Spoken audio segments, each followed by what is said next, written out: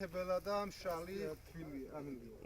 when it's you will stay alone.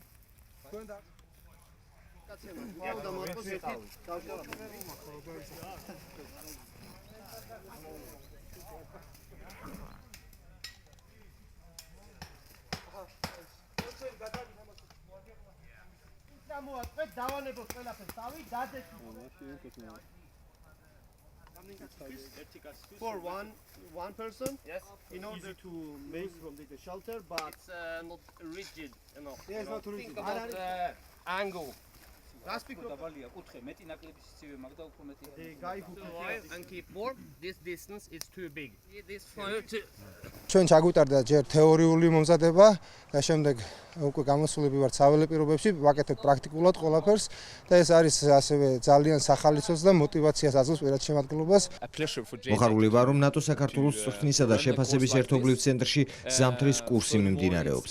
ჩემთვის პატევია უმასპინძლო მშობლიურ საწვრთნელ ჯგუფს ნორვეგიის სწავლებების ცენტრიდან. ამ კურსის მთავარი მიზანია საქართველოს შეიარაღებული ძალები რთული კლიმატური პირობების გასამკლავებლად გაწვრთნას. ასევე შეზღუდული რესურსით შეძლოს დაშავებულის გადარჩენა.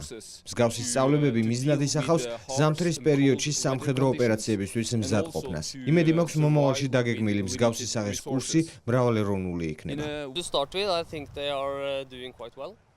ქართველი სამხედროები კარგად ართმევენ თავს მათზე დაკისრებულ ამოცანებს.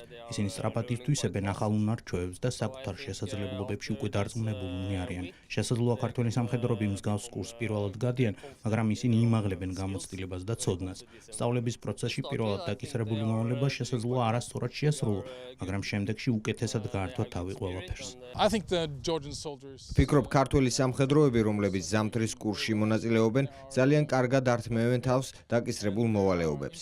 ისინი კარგად მომზადებული ჯარისკაცები არიან. პირველი 2 დღე სწავლება თეორიულ ფაზას მოიცავდა, სადაც მათ საშუალება ჰქონდათ საინტერესო საკითხებზე შეკითხვები დაესვათ. ახლა კი პრაქტიკულ ნაწილზე ვართ გადასული, რომელიც გარე პირობებში მიმდინარეობს. ქართველ სამხედროებს პატარა ხრიკებსაც უზიარებთ, თუ როგორ უნდა იმოქმედონ მკაცრი კლიმატის პირობებში. been going quite well.